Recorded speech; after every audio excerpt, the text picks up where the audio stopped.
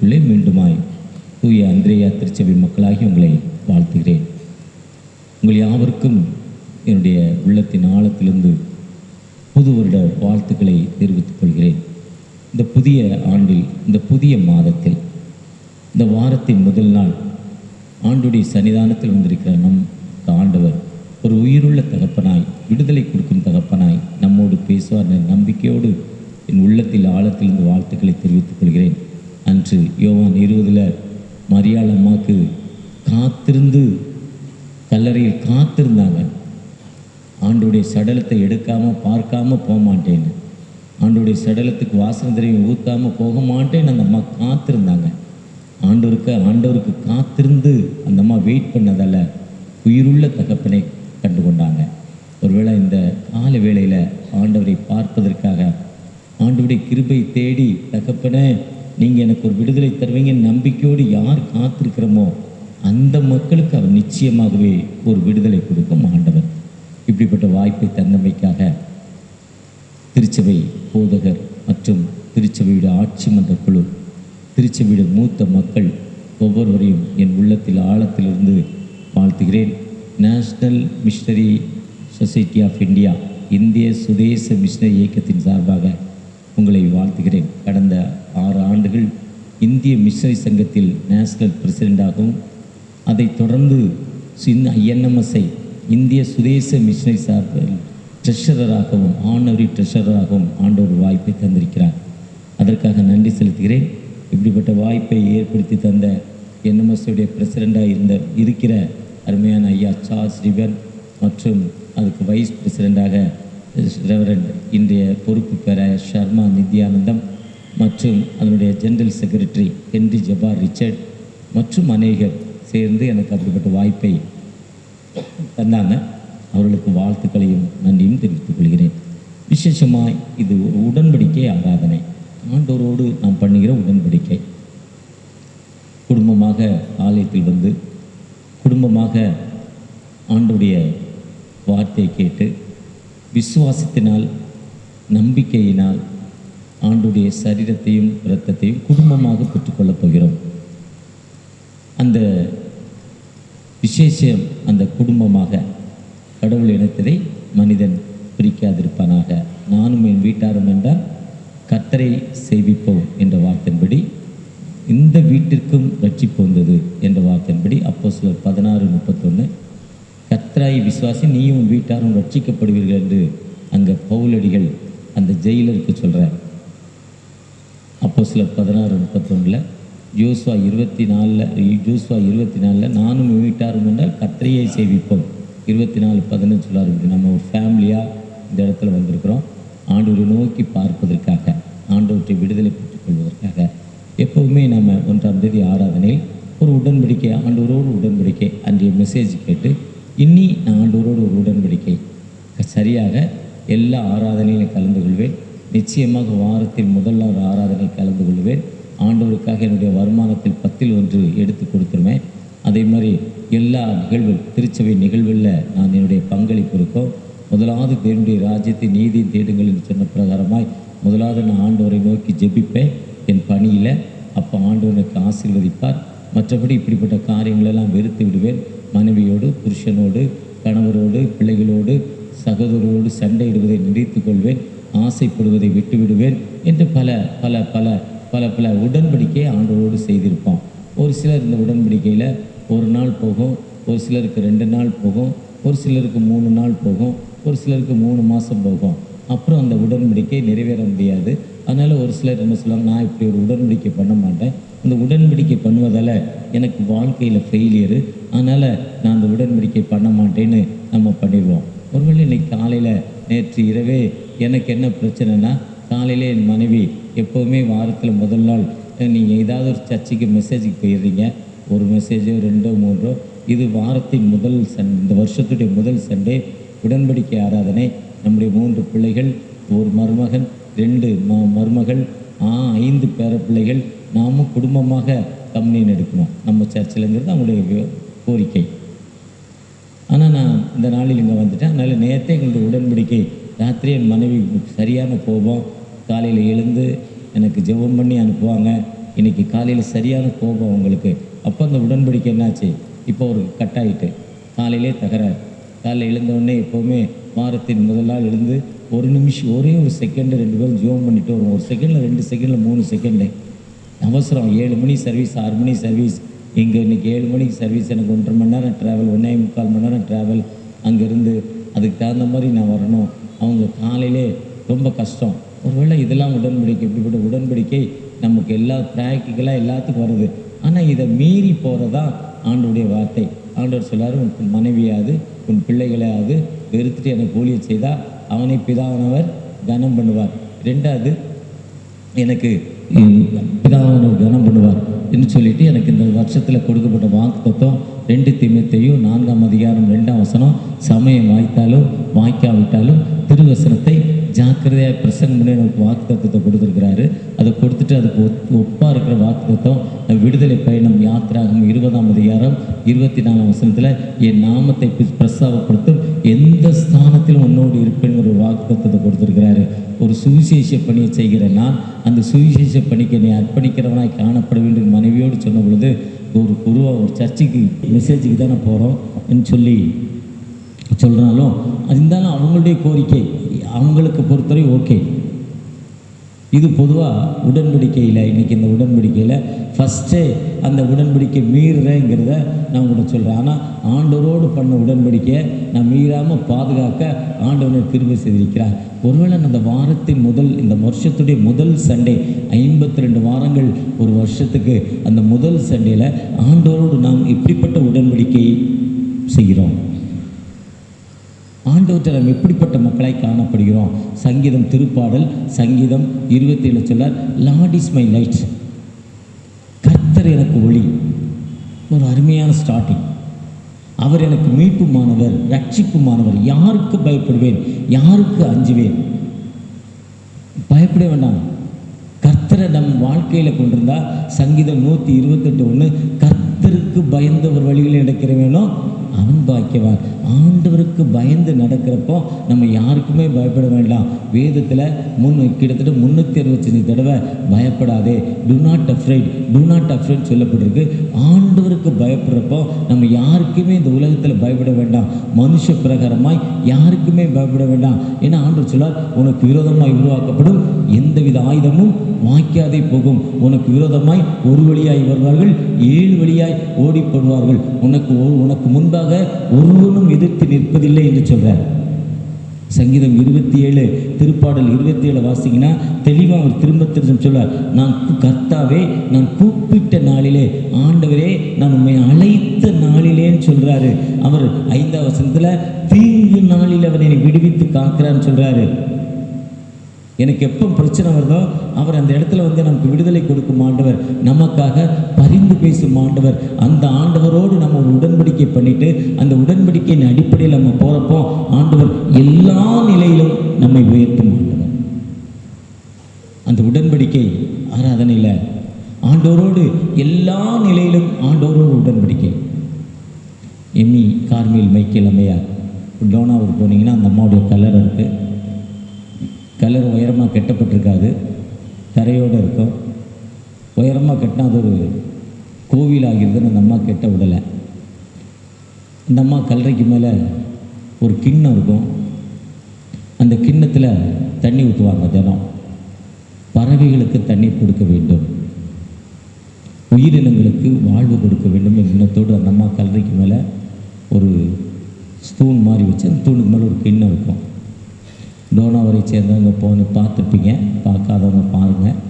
சந்தோஷ் வித்யாலயா அந்த school 450 acre, 450 ஏக்கரில் பெரிய சர்ச், தூய அந்திரேயா ஆலயம் மாதிரி பெரிய ஒரு சர்ச்சு.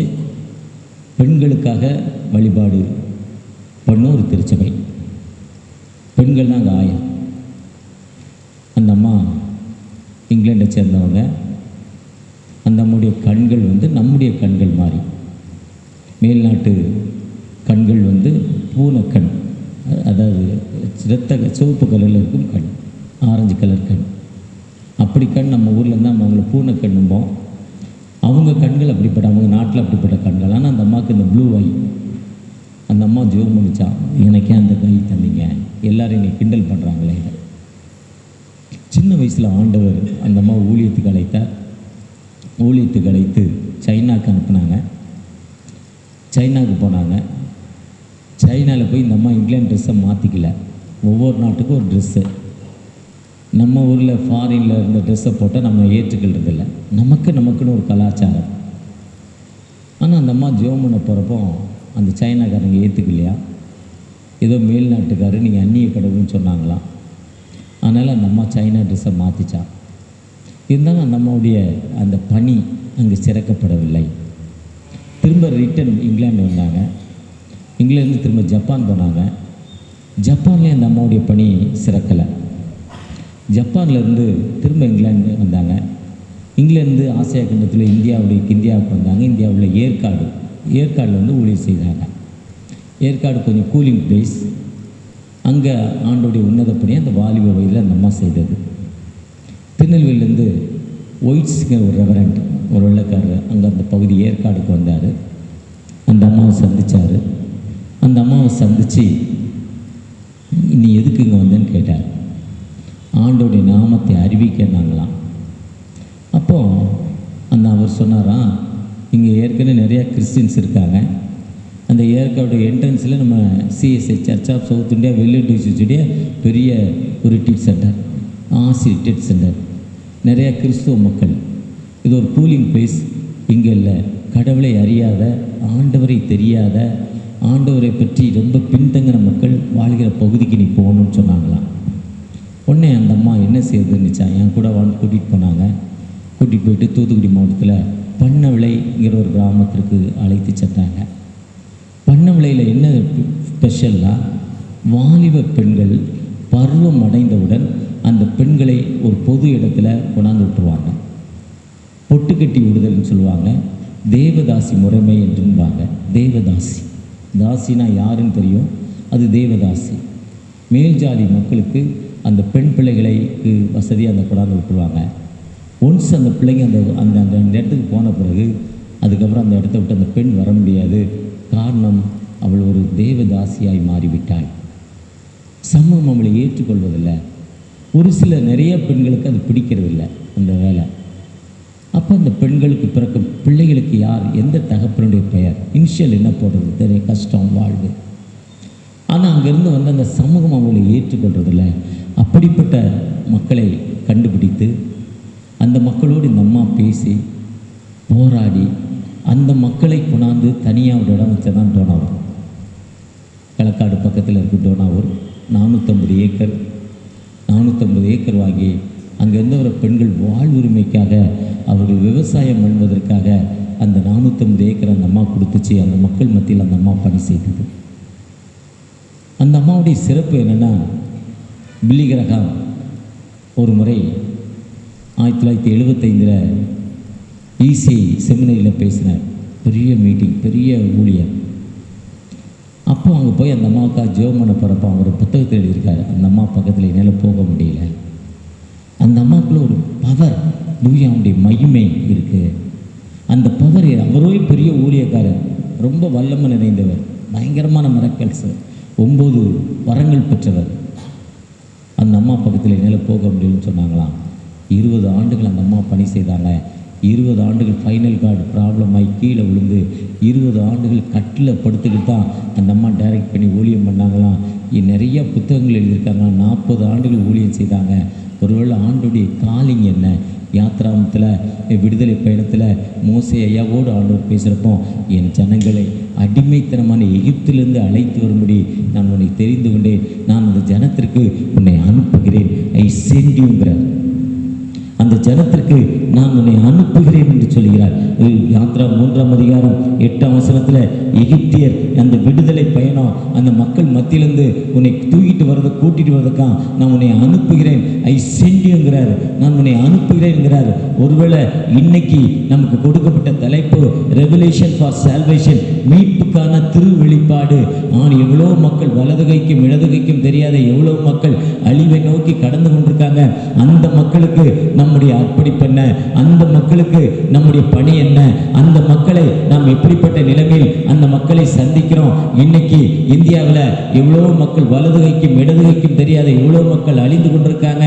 விசேஷமா விசேஷமாய் வாலிப பிள்ளைகள் ஐயா குடி பழக்கத்தில், கஞ்சா பழக்கத்தில், போதை பழக்கத்தில் 12-13 வயதில் இருக்கிற வாலிப பிள்ளைகள் அடிமைப்பட்டு கொண்டிருக்காங்க.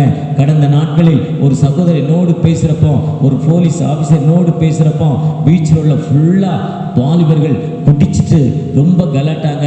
அது மட்டும் இல்லை, வாலிப பையங்களோடு வாலிப பெண் பிள்ளைகளும் இணைந்து விட்டாங்க. அடிமை பழக்கம், குடிங்கிற ஒரு அடிமைப்படத்தில் அந்த பிள்ளைகள் அடிமைப்பட்டு கிடக்கிறாங்க. நம்முடைய அரசாங்கம், நம்முடைய மாநில அரசாங்கம் குடிக்காதீங்க, போதைக்கு உங்களை இருந்து விடுதலை கொடுங்க நம்முடைய முதலமைச்சர் சொல்லிக்கொண்டே இருக்கிறார். இருந்தாலும் இன்னைக்கு எவ்வளவு மக்கள் அப்படிப்பட்ட அடிமைத்தனத்தில் வாழ்ந்து கொண்டிருக்காங்க. அந்த மக்களுக்கு நம்முடைய பணி என்ன, நம்முடைய மீட்பு என்ன, அந்த மக்களுக்கு நாம் எப்படிப்பட்ட ஒரு அர்ப்பணிப்பில் வாழ்ந்து கொண்டிருக்கிறோம். அந்த மக்களுக்கு ஒரு கவுன்சிலிங் கொடுக்குற மக்களாய் காணப்படுகிறோமா? நாங்கள் சொல்லி அவங்க கேட்க மாட்டாங்கல்ல. நம்ம 100 பேருக்கு சொல்கிறப்போ நிச்சயமாக 2 பேர் ஏற்றுக்கொள்வாங்க, 3 பேர் ஏற்றுக்கொள்வாங்க. அவங்க பெரிய ஊழியக்காரராக மாறிடுவாங்க. இன்றைக்கி அந்த மீட்புக்கான நம்முடைய அர்ப்பணிப்பு என்ன? அந்த மீட்புக்காக நாம் ஆண்டவருக்கு அந்த மக்களுக்கு என்ன சொல்ல போகிறோம்?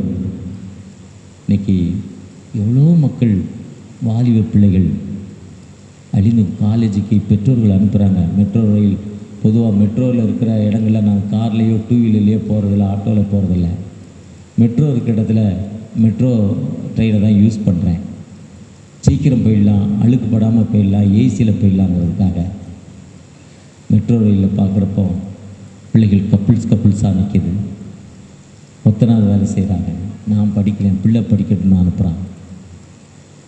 கூலி வேலை செய்கிறான், ரோடு பெருக்கிறான், அவன் தன் பிள்ளைக்கு காலேஜுக்கு அனுப்புகிறான். பிள்ளை எப்படியாவது படிக்கட்டும்னு ஃபைனான்ஸ் வாங்கி கல்வி இன்றைக்கி ப்ரைவேட் எஜுகேஷன் ஆகிடுச்சு. 25,000 ஒரு எல்கேஜிக்கு ஒரு பேரனுக்கு ஒரு ஸ்கூலில், காலேஜில் ஒரு ஸ்கூலில் ஃபீஸ் இடம் கேட்டேன்.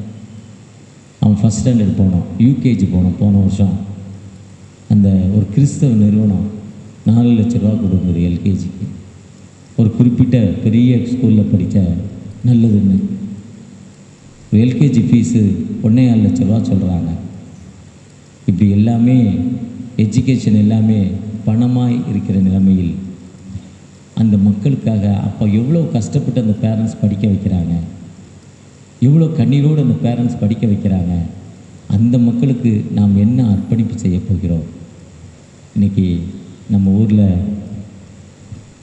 தமிழ் மீடியம், அடுத்து இங்கிலீஷ் மீடியம், அடுத்து மெட்ரிகுலேஷன், அடுத்து சிபிஎஸ்சி ஹையர் எஜுகேஷன் ஒரு கிராமத்தில் கூட இருக்குது.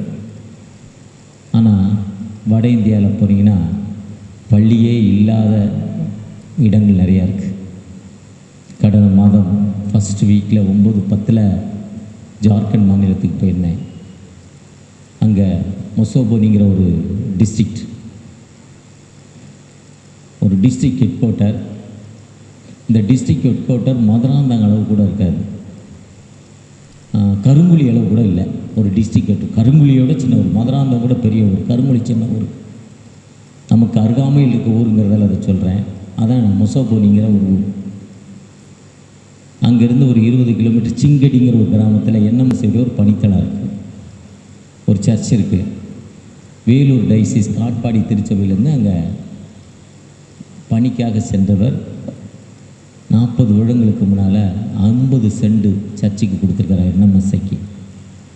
என்எம்எஸ்சி ஒரு சர்ச்சு கட்டியிருக்கு. அவர் இடம் கொடுத்துருக்காரு, சர்ச்சும் கட்டி கொடுத்துருக்கிறாரு, மேலே தகடு போட்டு கொடுத்துருக்கிறாரு. இப்படி பார்த்தா உள்ளே வந்தோடனே எனக்கு பெரிய சந்தோஷம். எனக்கு இவ்வளோ பெரிய சர்ச்சு, இவ்வளோ அலங்காரமான திருச்சபையில் தான் ஆண்டவரை பேச போகிறோம். எவ்வளோ வாய்ப்பு ஆண்டவர் நம்ம கொடுத்துருக்கிறார். என் மனம் விரும்பித்துச்சு. அப்போ மனைவியை நினச்சேன், மனைவி அம்மா கூட வந்திருக்கலாம். எவ்வளோ பெரிய வாய்ப்பாக ரெவரண்ட் ஆலன் கொடுத்துருக்காங்க. என்ன பலூனு, என்ன டெக்கரேஷனு. ஆனால் அந்த சர்ச்சில் இப்படி பார்த்தா வானத்தில் உள்ள நட்சத்திரம் எல்லாம் தெரியுது. அந்த ஓடு போட்டு 40 வருஷம் ஆச்சு, அந்த ஷீட்டு போட்டு அதனுடைய கோட்டிங்லாம் போயிடுச்சு, துரு தெரியுது, ஓட்டையாக இருக்குது. அது பக்கத்தில் ஒரு ஹாஸ்டல் மாதிரி கட்டியிருக்கோம். அது 3 மாதத்துக்கு முன்னால் டெடிகேட் பண்ணோம். நாகர்கோவிலை சேர்ந்த ஒரு அன்பு சகோதரரை ஸ்பான்சர் பண்ணி கொடுத்தாங்க. அங்கே இன்னொரு ஹாஸ்டல் கட்டலான்னா போன மாதத்தில் போயிருக்கோம். இன்னொரு ஹாஸ்டல் போன வாரத்தில் ரெவரண்ட் சாமுவேல் சென்ட் பால்ஸில் இருக்க ஐயர் தன்னுடைய சொந்த செலவில் கட்டித்தரேன் ஒரு ஹாஸ்டல் அந்த இடத்துல. அப்போ அங்கே இருக்க இன்சார்ஜ் சொல்கிறார், ஐயா ஹாஸ்டல் கட்டிடுவீங்க, ஸ்கூல் இங்கேருந்து 15 கிலோமீட்டர் 20 கிலோமீட்டர் போனோம். இந்தியாவிலே ஜார்க்கண்ட் வந்து மலைகள் நிறைந்த ஒரு மாநிலம், பள்ளங்களும் மேடுகளும் நிறைந்த ஒரு மாநிலம் ஜார்க்கண்ட். மலைகள் நிறைந்த மாநிலம். இங்கே பள்ளிக்கு ஸ்கூலுக்கு எப்படி அனுப்புவீங்க? நீங்கள் ஹாஸ்டல் கட்டிடுவீங்க, ஸ்கூல் இங்கேருந்து அனுப்ப 20 கிலோமீட்டர் அனுப்பணும். 15 to 20 கிலோமீட்டர்ஸ். போக்குவரத்து இல்லாத ஒரு பகுதி, டெரரிஸ்ட் தீவிரவாதிகள் நிறைந்த ஒரு பகுதி, சேஃப்டி இருக்காது, கட்ட முடியாது ஹாஸ்டல். ஸ்கூல் ஆரம்பிச்சுட்டாங்கண்ணா. அன்றைக்கி அந்திரேயா வந்து ஆண்டர்சன் ராஜகோபால், ஆண்டர்சன் டே, நார்த்விக், Rajagopal, Columbia, rainy hospital, Kalyani, Kanchipuram mission hospital தன் வாழ்வை அர்ப்பணித்தாங்க. தன் வாழ்வையே அதுதான் மீட்புக்கான வெளிப்பாடு. இயேசு நல்லவர், இயேசு ரட்சிக்கிறார், இயேசு குணமளிக்கிறார் சொல்லலை. மனிதனுக்கு முதலாவது எஜுகேஷன், நாலேஜ் வேணும், அறிவு வேணும். அப்போ தான் அவன் உண்மையானதை தெரிந்து கொள்ளுவான். நாலேஜ் வேணும்னு சொல்லி தான் இத்தனை அவர் குறிப்பிட்ட குறைந்த 14 வருஷங்களில் இவ்வளவு பணி செய்தார் ஆந்திரேயா. நம்முடைய அர்ப்பணிப்பு என்ன?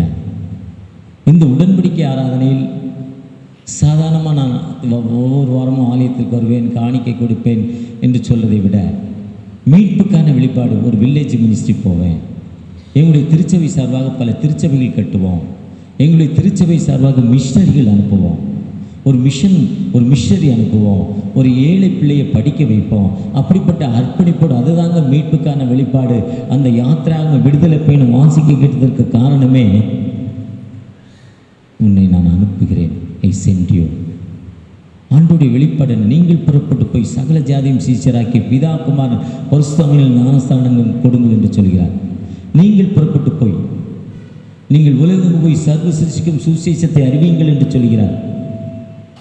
அன்றியும் மனம் திரும்புதலும் பாவமன்னிப்பை மெரிசலம் தொடங்கி சகல தேசத்தாருக்கும் அறிவிக்கப்பட வேண்டும் என்று லூக்கா 24:47 சொல்றார். பிதா என்னை அனுப்புவது போல நான் உங்களை அனுப்புகிறேன் என்று சொல்கிறார்.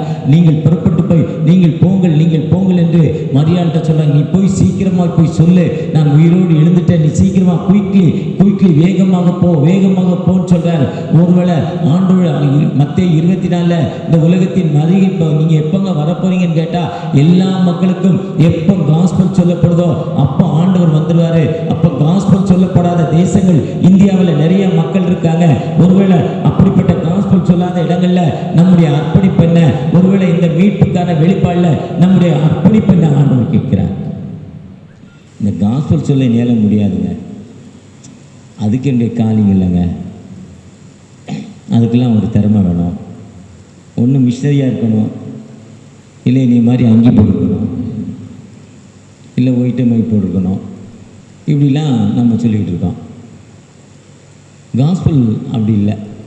ஆண்டுடைய காலிங் இருந்து ஒரு சாதாரண மனிதன் போய் காஸ்பல் சொல்கிறப்போ, அந்த 2 ராஜாக்கள் நினைக்கேன், நாகமான்ட்டு போய் அந்த பெண்ணு சொல்லிச்சு. அது எந்த ஸ்கூலில் போய் பிடி படித்தது, எந்த ஸ்கூலில் போய் எம்டிஹெச் படித்தது, எந்த சர்ச்சில் அது ட்ரைனிங் வாங்கிச்சு, எங்கேயும் ட்ரைனிங் வாங்கலை. அடிமையாக போச்சு, பாத்திரம் வளர்க்குறதுக்கு போச்சு. இன்றைக்கி பெருமையாக என்ன வேலைன்னு செய்கிற கேட்குறப்ப இன்றைக்கி பெருமையாக சொல்லுவோம் ஹவுஸ் கீப்பிங். அந்த வேலைக்கு தான் வந்துச்சு, ஹவுஸ் கீப்பிங் வேலைக்கு தான் வந்துச்சு. அது வந்த இடத்துல சும்மா இல்லையே, தன்னுடைய ஆண்டவர் நல்லவர் பெரியவர் என்பதை பறைசாட்டிச்சே. போலந்து நாட்டில் பெடராஸ்கேங்கிற ஒரு இசைக்கலைஞர், அந்த நாட்டில் பின்னால் அவர் அந்த நாட்டுடைய அதிபராக மாறுறார். அவர் இங்கிலாந்துக்கு அழைக்கப்பட்டிருந்தார் மியூசிக் மீட்டுவதற்கு. இங்கிலாந்து பெரிய ஊர், போலந்து சின்ன ஊர். அப்போ போலந்தில் ஒரு பெரிய மனிதர்கிட்ட போய் ஒரு ரெக்கமெண்டேஷன் லெட்டர் கேட்டார். இதே மாதிரி இங்கிலாந்து போகிறேன், அங்கே எனக்கு உதவி செய்யணும், நீங்கள் லெட்ரு கொடுங்கன்னார். உடனே அவர் நான் லெட்ரு தரேன்னு வேகமாக ஒரு லெட்ரு எழுதி அந்த லெட்ரு ஒரு கவரில் வச்சு மடித்து ஒட்டி கொடுத்துட்டார். இதை நீ பிரிக்கக்கூடாது, அங்கே கொண்டு போய் நீ இன்னாரை பார்க்குற அவங்ககிட்ட அந்த லெட்டரை கொடு. அதுவரை நீ பிரித்து படிச்சிடாத, நல்லா எழுதியிருக்கேன்னு சொல்லி கொடுத்தாரு. அவரும் அன்போடு ஏற்றுக்கொண்டு அந்த இடத்துக்கு போனார். போன இடத்துல அவர் வாசித்தார். அவருடைய வாசிப்பு ஏற்றுக்கொள்ளப்பட்டுச்சு. அவருடைய வாசிப்பு ஏற்றுக்கொள்ளப்பட்டவுடன் அவருக்கு ரொம்ப வரவேற்பு கிடைச்சது. அதனால் அந்த லெட்டரை ஓப்பன் பண்ணவில்லை. அந்த லெட்டரை கொண்டாந்து தன் வீட்டில் ஒரு ஃபைலில் போட்டார். அவர் போலந்து நாட்டில் பின்னால் அந்த நாட்டுடைய அதிபர் பிரதமராக மாறினப்பறம் ரொம்ப நாள் கழித்து ஏதோ ஒரு லெட்டர் தேடுறப்போ இந்த ஃபைல் எடுத்தார். அந்த ஃபைலில் இந்த ஒட்டின லெட்ரு இருந்துச்சு. இந்த ஒட்டின லெட்ரு எப்படி இருந்துச்சுன்னா, ஒட்டப்பட்ட நிலைமை அதை பிரித்து படித்தார். பிரித்து படிக்கிறப்போ அதில் என்ன எழுதியிருந்தாருன்னா, நான் அனுப்பும் மனிதர் அவ்வளோ ஒன்றும் திறமை மிக்கவர் அல்ல, அவ்வளோ ஒன்றும் நல்லவர் அல்ல, அதனால் நீங்கள் பார்த்துக்கோங்கன்னு எழுதியிருந்தாராம். நீங்கள் பார்த்துக்கோங்கன்னாராம். ஒருவேளை நாமும் என்னையால் காஸ்பல் சொல்ல முடியாதுங்க, நான் மந்த நாக்கு திக்கு வாயி, மோசே சொல்கிறாங்கல்ல விடுதலை பயண 4ஆம் அதிகாரத்தில், நான் மந்த நாக்கு திக்கு வாய்ங்க, வேற யாரையாவது அனுப்புங்க, உங்களுக்கு சித்தமானவரை யாரையாவது அனுப்புங்க, என்னையால் முடியாதுன்னு சொல்கிறேன். அது சுவிசேஷ பணி.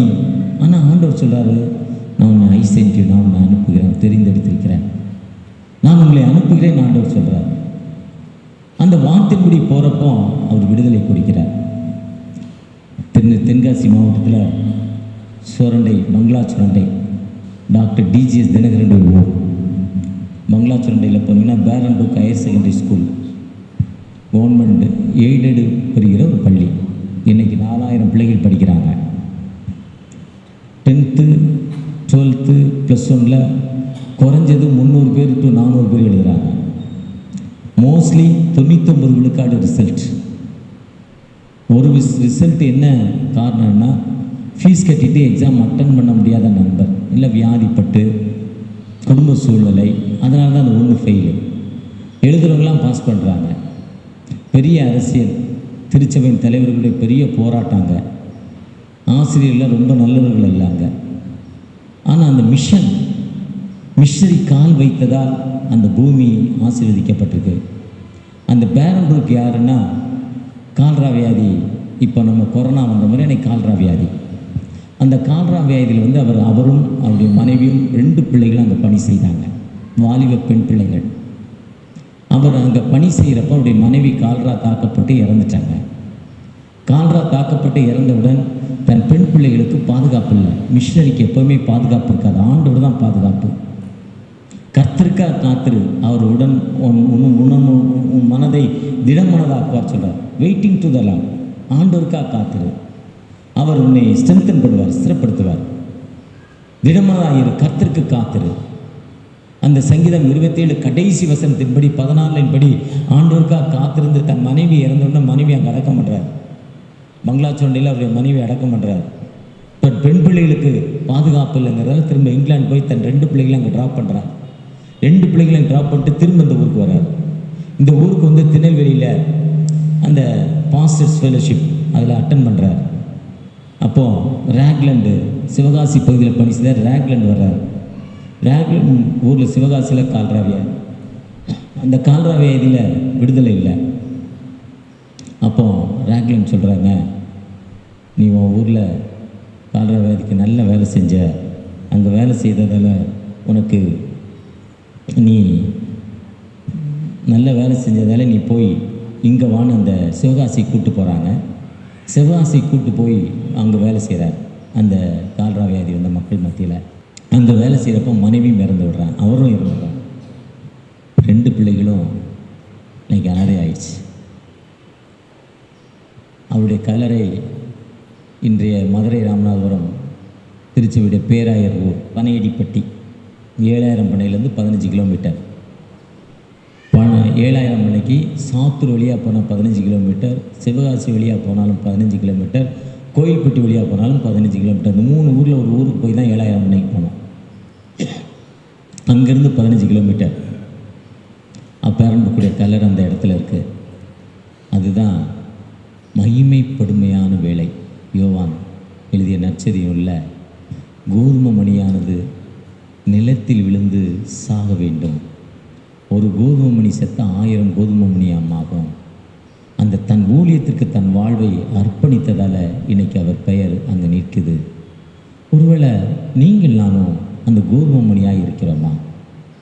அந்த கோதுமை மணியாக இருக்கிறோமா? அந்த கோதுமை மணி எப்படின்னா, கடந்த நாட்களில் TMP diocese missionary prayer band Kanyakumari டைசிஸில் கிட்டத்தட்ட 300 மிஷனரிகள் இருக்காங்க. ஒரு கூட்டம் 80 பேர் ஒரிசாவில் இருக்காங்க. அங்கே போயிருந்தேன் போன மாதத்தில் நவம்பர் மாதத்தில் போயிருந்தேன். ஒரு அம்மா ஒரு 3000-2000 பேர் வந்தாங்க மீட்டிங். பெரிய எழுப்புதல் கூட்டம். காலையிலேருந்து மாலை வரை மெசேஜ். அவங்க மொழியில் பாட்டு பாடுறாங்க. ஒரு லேடி அப்படி ஒர்க்ஷிப் பண்ணுது. தன்னை அறியாத அந்த 6/8 அந்த அடிக்கேற்ற டான்ஸ் இல்லை. அந்த அம்மா அந்த பாட்டுக்கு தன்னாலே அர்ப்பணிப்பான ஒரு பவர் அந்த அம்மாட்ட. நான் கேட்டேன், இந்த அம்மா ஏன் இவ்வளோ உற்சாகமாக இருக்குன்னு கேட்டேன். அப்போ அவங்க சொன்னாங்க, அந்த அம்மா கிராமத்தில் சர்ச்சு கட்டினாங்க. அவங்க ஃபேமிலி மட்டும் போச்சு. அந்த ஊருக்காரங்க அடித்து விரட்டிட்டாங்க. அடித்து சர்ச்சை பிச்சு போட்டுட்டாங்க. திரும்ப கட்டிச்சு. அப்போ 30 பேர் ஆனாங்க, 15 பேர் 30 பேர் ஆனாங்க. திரும்ப அதை ஃபயர் பண்ணிட்டாங்க. இப்போ ஃபயர் பண்ணவும் திரும்ப கட்டிச்சு. ரெண்டாவது முதல்ல 10 பேர், அடுத்து 30 பேர், ரெண்டாவது 3வது கட்டுறப்போ 100 பேர் அந்த சர்ச்சில். எங்கே ஒரு மிஷனருடைய கல்லறை இருக்கோ அங்கே ஆண்டோடைய எழுப்புதல் நடைபெறும். அதாவது திருவாடனை பக்கத்தில் போனீங்கன்னா ஜான் பிரிட்டோ தமிழில் அருளானந்தர் என்று பெயர் வச்சிருக்கிறார். கைகாட்டி ஓரியூர் சிவந்த மண். அவரோட கழுத்தை வெட்டுறாங்க. அந்த ரத்தம் எங்கெல்லாம் பட்டுச்சோ அந்த இடத்துல மண் சிவப்பு கலராக மாறிடுச்சு. இன்றைக்கி ஓரியூர் போனீங்கன்னா ஆர்சி திருச்சபை இருக்குது. அந்த ரத்தம் பட்ட இடங்களெல்லாம் சிவப்பாக இன்றைக்கி அந்த மண் எல்லாம் ரெட் கலரில் இருக்குது. ஆனால் அங்கே கிறிஸ்துவருடைய எண்ணிக்கை 6-7 விழுக்காடு இருக்காங்க. எந்த மிஷனுடைய கலர் அங்கே இருக்கோ அந்த இடத்துல கிறிஸ்தவம் வளரும். ஒருவேளை நீங்கள் நானும் ஆண்டோடைய உன்னத பணிக்கு எப்படிப்பட்ட மக்களாய் காணப்படுகிறோம்? ஆண்டோட உன்னத பணிக்கு நம்ம அர்ப்பணிப்புள்ள மக்களாய் காணப்படுகிறோமா? ஐயா, நான் எந்த இடத்துக்கு போகணும் நான் ஆண்டவர்கிட்ட கேட்குறப்போ அதுதான் அப்போஸ்தலர் 16ஆம் அதிகாரத்தில் அவங்க ஒவ்வொரு இடத்தையாக பிளான் பண்ணுறாங்க. ஒவ்வொரு இடமா பிளான் பண்ணுறாங்க. ஆனால் எந்த இடமும் ஆண்டவருக்கு வாய்க்கலை.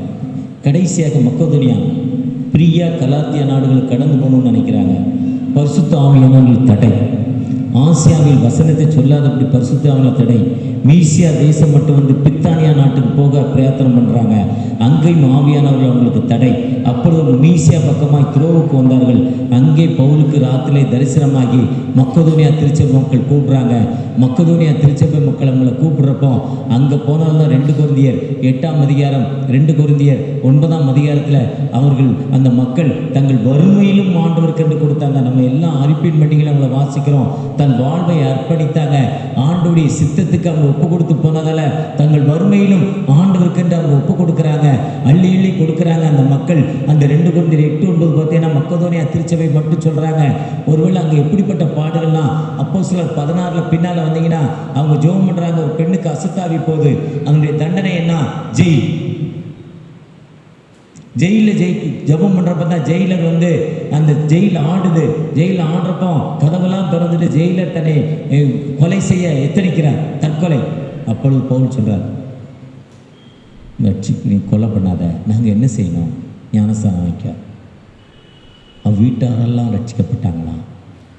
அதுதான் அனுதினமும் சிலுவை எடுத்துக்கொண்டு நடக்கணும்னு சொல்கிறார். ஒருவேளை ஊழியம் என்பது தன் வாழ்வை அர்ப்பணிப்பது. ஊழியம் என்பது தன் வாழ்வை அர்ப்பணிப்பது. ஒரிசாவில் ஒரு சகோதரர் குடும்பமாக போய் வேலை செஞ்சார். Jaishankar youth blessing. 3 நாள் மழை. ஒரு 25 வருஷத்துக்கு முன்னால் நம்ம ஊருக்கு வந்த மழை அங்கே போயிடுச்சு. அங்கே அடிச்சுது. எங்கே பார்த்தாலும் தண்ணி. அவர் ஹாஸ்டல் வார்டனாக இருந்தார். அந்த பிள்ளைகளுக்கு என்ன 3 நாள் உணவில் என்ன செய்யுதுன்னு தெரியல. மனைவியை விட்டுட்டு பிள்ளைகளை அங்கே விட்டுட்டு ஒரு ஆற்றை தாண்டி போனோம். ஒரு 4 நாளாகி வரல. மழை குறைஞ்சி தண்ணி ஸ்பீடு கொஞ்சம் குறைஞ்ச பிறகு அவரை தேடினா அவருடைய பாடி தான் கிடச்சிது. அவர் பாடியை ஊருக்கு திருநெல்வேலி கொண்டு வர பிளான் பண்ணாங்க அவங்க மிஷன். சொல்லிச்சு, எங்கள் அப்பா என்னுடைய கணவர் இந்த தேசத்திற்கு அர்ப்பணித்திருக்கிறார், அவருடைய உடல் இங்கே தான் புதைக்கப்பட வேண்டும் சொல்லி அங்கே புதைச்சிட்டாங்க அவர் உடலை. இன்றைக்கி அந்த பகுதியில் ஒரிசாவில் தான் 1974 முதலாவது மதமாற்ற தடை சட்டம் வந்துச்சு. இன்றைக்கி அந்த இடத்துல 7 விழுக்காடு கிறிஸ்தவர்கள் இருக்காங்க. ஒரு மனிதர் தன் வாழ்வை அர்ப்பணித்தாங்க, ஆண்டவருடைய சத்தத்துக்கு ஒப்பு கொடுத்தாங்க. 1974 மதமாற்ற தடை சட்டம் அந்த பகுதிக்கு அர்ப்பணிப்போடு கடந்து போனார். 1999 ஸ்டேன்ஸ் மிஷனரி அர்ப்பணித்தாங்க. இன்றைக்கி அதிகமான இந்தியாவில் ஞானஸ்தானம் தமிழ்நாட்டை விட ஒரிசாவில் தான் அதிகமான ஞானஸ்தானம். எல்லா mission IMS, NMSI, விஸ்வானி, FMBV, youth blessing அனைத்து மிஷன் அங்கே வேலை செய்யுது. தீவிரவாதிகளும் அதிகமாகிக்கிட்டே தான் இருக்காங்க. நம்முடைய அர்ப்பணிப்பென்ன? இந்த முதல் வாரத்தில் ஆண்டவரோடு குடும்பமாக அர்ப்பணிக்க வந்திருக்கிற நீங்கள் நானும் நம்முடைய அர்ப்பணிப்பென்ன? ஐயா, நான் ரிட்டையர்ட் ஆகிட்டேன், நான் போக முடியாதுன்னு நீங்கள் நினைக்கிறீங்க. ஜெயராஜ் நாஸ்ரேத், எருசலேம் சேர்ந்த நாஸ்ரேத்தில், தூத்துக்குடி மாவட்டம் சேர்ந்த நாஸ்ரேத்து, 87 வயது, கிட்டத்தட்ட 90 வயது. IMSல மல்கன்கிரியில் மிஷனரியாக இருக்கிறார். PW இன்ஜினியர், ரிட்டையர்மெண்ட், 60,000 கிட்டத்தட்ட அவருக்கு பென்ஷன். IMSல சம்பளம் வாங்காமல் தன் வாழ்வை அர்ப்பணித்து கொண்டிருக்கிறார். இப்போ PW இன்ஜினியர், கட்டட கலைஞராகவும் வாலிப பணிகளுக்கு ஒரு நல்ல தகப்பனாக, ஒரு கிராண்ட் ஃபாதராக இருந்து அந்த பகுதியில் உள்ள கிராமங்களுக்கு கடந்து சென்று ஆண்டவரை பற்றி சொல்கிறாரு. தீவிரவாதிகள் நிறைந்த பகுதி, நம்மளை மாதிரி ஆட்கள் அங்கே போனால் நமக்கு டீ தராது போட்டு.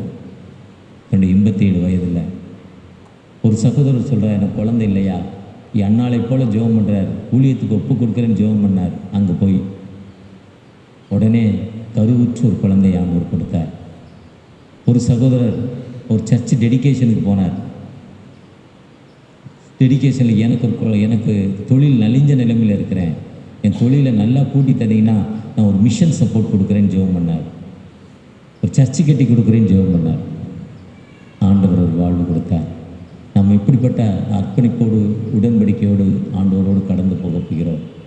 விசுவாசத்தினால் ஆண்டவருடைய சரீரத்தை பெற்றுக்கொள்ள வந்திருக்கிற நீங்கள் நானும் ஆண்டவற்றை எப்படிப்பட்ட அர்ப்பணிப்போடு கடந்து போகிறோம். ஒரு விஷயம் ஆண்டவரை நோக்கி பார்ப்போமா?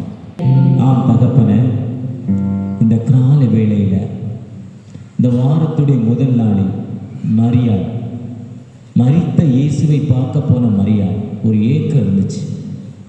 யார் கல்லை புரட்டுத்தலாம் ஒரு கவலை இருந்துச்சு. கர்த்தர் எனக்கு வெளிச்சம், எனக்கு ரட்சிப்பு, மீட்பு என்று சொல்லி அந்த அம்மா சொல்லிய பொழுது கல்லறை திறக்கப்பட்ட ஒரு கல்லறையை பார்த்தாங்க. ஆனால் இயேசுவை பார்க்கல, இயேசுவின் பூத உடலை பார்க்கல. நம்பிக்கையோடு காத்திருந்தாங்க, வெயிட் பண்ணாங்க. உயிருள்ள இயேசுவை கண்டு கொண்டாங்க. இந்த கால வேளையில், இந்த வாரத்துடைய முதல் நாள் காலை வேளையில், இந்த மாதத்துடைய முதல்ல, இந்த 2025 52 வாரங்கள், இந்த முதல் நாள் காலை வேளையில் தகப்பனே உனக்காக காத்திருக்கிறோம். தகப்பனே, ஒரு விசை கூட இறங்கி வாங்க. என் பலவீனங்கள், என் சோர்வுகள், என் கண்ணீரான வாழ்வு எனக்கு ஒரு விடுதலை தாங்க. என்னை பிளஸ் பண்ணுங்க. உங்களுடைய கிருபை எனக்கு தாங்க தகப்பனே. உங்களுடைய இரக்கத்தை எனக்கு தாங்க தகப்பனே. உங்களுடைய ஆசீர்வாதத்தை எனக்கு தாங்க தகப்பனே. ஒரு விதமான கேன்சர் ப்ராப்ளம் தகப்பனே, கிமோ எனக்கு கொடுத்துட்டு இருக்காங்க. அந்த வலி என்னால் முடியல. எங்கள் அம்மா மரண வேதனை, கீமோனால முடிகளெல்லாம் கொட்டப்பட்டு எதுக்கு வாழணும்னு நினச்சி என் அம்மா அழுகிறாங்க. அந்த அம்மாவுக்காக அந்த வாலிப மகள் ஜெபித்து கொண்டிருக்காங்க. அந்த தாயாருக்காக, தன்னுடைய தாயாருக்காக, என் தாயாருக்கு ஒரு விடுதலை கிடைக்குமாயாம், நான் உன்னுடைய ஊழியத்துக்கு ஒப்பு கொடுக்குறேன், ஊழியத்துக்கு நான் ஒப்பு கொடுக்குறேன்னு அந்த அன்பு மகள் ஜெபித்து கொண்டிருக்காங்க. அந்த அன்பு மகளுக்காக உன் விண்ணப்பத்தை கேட்டேன், உன் கண்ணீரை கண்டேன், உன் துக்க நாட்கள் முடிந்து போச்சு வார்த்தைப்படி தகப்பனே. ஒரு விசை கூட மனமிறங்க உங்களுடைய பிரசன்ன தகப்பனே. அந்த சகோதரியோடு தகப்பனே, ஒரு குடும்பம் தகப்பனே திருமணத்தில் இணைக்கப்பட்டு கொடுக்கல் வாங்கல, நகை போடல, அதனால பிரச்சனையில் இருக்கிறோம். எங்களுக்கு ஒரு அம்மானா அமைதி கிடைக்காதா? கூடி வாழ்ந்தால் கூடி நன்மை சொல்லப்பட்டிருக்கு. நானும் என் கணவரும் இனி கூடி வாழ கிருபை செய்ய தகப்பன் என்று ஒரு குடும்பம் ஜெபித்து கொண்டிருக்காங்க. ஒரு விஷயம் கூட அந்த தேவைகள், அந்த கண்ணீரான வாழ்வை கொடுங்க தகப்பன். தகப்பனே, நானும் என் நண்பரும் சென்னையிலிருந்து ஒரே நாள் இந்த பட்டணத்திற்கு வேலைக்கு வந்தோம், பணி செய்தோம். என்னுடைய நண்பர் உயர்ந்த நிலைக்கு போயிருக்காங்க. ஆனால் நானும் கண்ணீரான வாழ்வில் உயர்வில்லாத நிலைமையில் இருக்கிறேன். காரணம், இந்த உலக பிரகாரமான தீய பழக்கங்களை என்னை பிடிச்சிருக்கு. குடி பழக்கங்களப்பா, அது கொடுமையான பழக்கங்கள். கடன் வாங்குறது, சீட்டு விளையாடுறது, அந்த பழக்கத்தினால் முன்னேற்றமான பாதையில் இல்லை. நான் ஒரு விடுதலை, எனக்கு அந்த சீட்டு விளையாட்டுல இருந்து எனக்கு ஒரு விடுதலை வேணும். ஒரு சகோதரர் ஜெபித்து கொண்டிருக்காங்க. ஆனால் இந்த ஆண்டுடைய உன்னத பணியை திருச்சபையோடு இணைந்து வில்லேஜ் மினிஸ்ட்ரிக்கு போவேன், ஊழியர்களுக்கு என்னை அர்ப்பணிப்பென்று ஜெபிக்கிற அந்த அன்பு சகோதரனுக்கு தகப்பனே, அந்த அசுத்தாவை அந்த சகோதரனை விட்டு கடந்து போகணும்ப்பா, ஒரு விடுதலை கொடுங்க. அடுத்த வாரம் அந்த சகோதரர் சாட்சி சொல்லணும் தகப்பனே.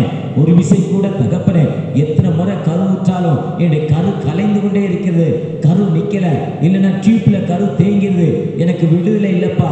ஏக்கத்தோடு அந்த கருல கை வைத்து ஜெபிக்கிற அந்த அன்பு மகளுக்காக தகப்பனே, திருமணத்திற்கு பின்பு ஒரு அமைதியான வாழ்வில் பிரச்சனைகள், கெட்டப்படாத வீடு, அதற்காக ஜெபிக்கிற அன்பு பிள்ளைகளுக்காக உங்களுடைய இரக்கம் இறங்கட்டும் தகப்பனே, உங்களுடைய வழிநடத்தில் இறங்கட்டும் தகப்பனே. ஒவ்வொருவரையும் பிளஸ் பண்ணுங்க இந்த உடன்படிக்கை ஆராதனையில தகப்பனே.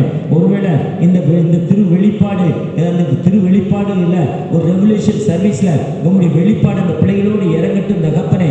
மீட்புக்கான திரு வெளிப்பாடு, ஒருவேளை அனைத்து மக்களும் மீட்டுக் கொள்ளணும், வியாதி, கண்ணீர், துன்பத்திலிருந்து மீட்புக்காக, தன்னுடைய மீட்புக்காக தகப்பனே, தன்னுடைய விடுதலைக்காக, டெலிவரன்ஸ்க்காக, ஐயா ரட்சிப்புக்காக ஜெபிக்கிற அன்பு பிள்ளைகளுக்காக இறங்கி நிற்கிற தகப்பனே, இறங்க.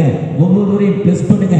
வயதில் மூத்த மக்களை உமது கரத்தில் தருகிறோம், வாழ்வியல் பிள்ளைகளை உமது கரத்தில் தருகிறோம், சண்டே ஸ்கூல் பிள்ளைகளை உமது கரத்தில் தருகிறோம், திருச்சபை சார்ந்திருக்கிற ஹாஸ்டல் பிள்ளைகளுக்காக ஜெபிக்கிறோம், பாடல் குழுவினருக்காக ஜெபிக்கிறோம் தகப்பனே, திருச்சபை செக்ஷன் குடும்பங்களுக்காக ஜெபிக்கிறோம், திருச்சபையில குருவான குடும்பங்களுக்காக ஜெபிக்கிறோம் தகப்பனே. திருச்சபையில உதவி குருவானலாம் இருக்கிற ஒவ்வொருவரையும் ஆசீர்வதிங்க. இந்த தூய அந்திரேய ஆலயம் செங்கல்பட்டு பட்டணத்துக்கு சாட்சியின் மலையில் மேற்கும் ஆலயமாய், அநேகருக்கு விடுதலை கொடுக்கிற ஆலயமாய் மாற்றி கொடுங்க. மீட்புக்கான வெளிப்பாடு தகப்பனே, இது காஸ்பல் சொல்லும் திருச்சபை தகப்பனே, ஆசீர்வதிங்க. வளர்த்துங்க. மீட்பு இயேசு ஜெபம் கேளும்.